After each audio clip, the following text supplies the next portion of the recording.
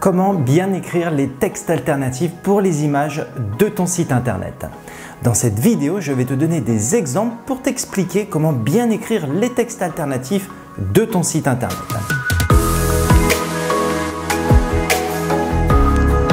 Je m'appelle Christophe et j'aide les entrepreneurs à développer leur business en ligne grâce à leur site web. Alors pourquoi avoir un site internet si personne ne peut le trouver en ligne? C'est pour cela que Google créa le SEO. Pour rappel, SEO, c'est l'optimisation de ton site pour que tes pages soient mieux classées dans les résultats des moteurs de recherche.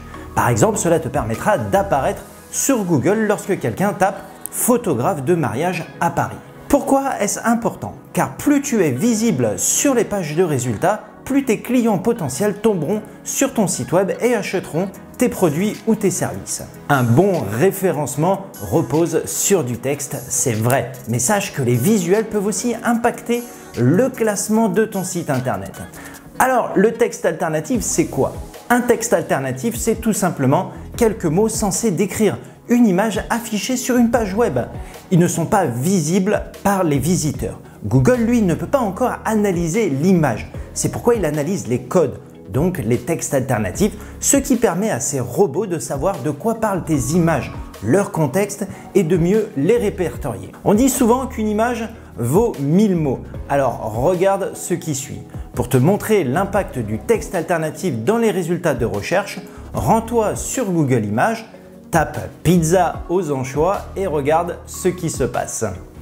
Comme tu peux le constater, le texte alternatif ne correspond pas à l'image de cette demoiselle. Mais comme celui-ci est un mot-clé que Google peut lire, il a positionné l'image avec les autres textes alternatifs identiques. Alors pourquoi le texte alternatif est-il important?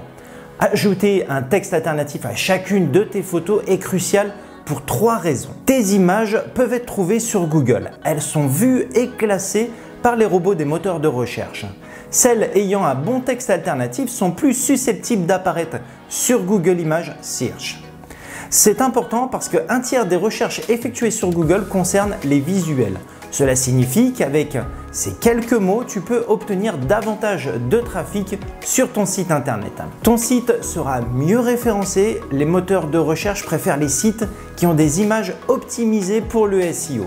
Renseigner les textes alternatifs envoie donc le bon message à Google. De plus, le trafic généré peut booster ton classement. Ton site web sera accessible à tous, même les visiteurs malvoyants qui utilisent des lecteurs d'écran pour savoir ce qui se trouve sur une page web. Dans ce cas, c'est le texte alternatif qui sera lu. Ajouter une description textuelle à tes images permet à tous les utilisateurs de naviguer sur ton site web et d'en profiter librement. Découvrons maintenant comment rédiger un texte alternatif efficace pour tes images. Dans un premier temps, il faut définir tes objectifs. Une même photo peut raconter plusieurs histoires. Tu dois choisir celle que tu veux relater en fonction du but de ton site internet. Tu ne voudras certainement pas faire passer le même message si tu es photographe ou web designer. Prenons comme exemple cette photo. Disons que tu travailles pour une agence de voyage. Tu proposes dans un circuit une excursion en bateau. Dans ce cas, la localisation est un élément essentiel à placer dans ton texte alternatif. Donc au lieu d'une description simple, un bateau traditionnel thaïlandais sur la mer, tu pourras mettre l'accent sur l'aspect touristique de ton circuit. Croisière sur les îles de Phuket en bateau traditionnel. Mais si cette image est présentée comme page d'accueil d'un blog, c'est différent. Tu voudras peut-être mettre en évidence le genre de ton blog et cela donnerait blog de voyage en Thaïlande. Étudie toutes les options et détermine ce qu'il est important de mentionner en fonction de tes objectifs. Ensuite, ajoute des mots-clés pertinents. Les mots-clés sont les termes ou requêtes que tes clients potentiels taperaient sur Google pour te trouver ou tomber sur un autre site web similaire au tien. Ils sont étroitement liés à ton activité et tes objectifs et sont essentiels pour ton SEO. Si tu veux que tes images apparaissent sur Google pour certains mots-clés, tu dois les intégrer dans ton texte alternatif. Comment? Mets-toi dans la peau de l'internaute. Qu'est-ce que tu penses que les gens cherchent pour trouver ta photo? Si tu as du mal avec les mots-clés, je te mets le lien de ma vidéo sur comment trouver les bons mots-clés dessous dans la description.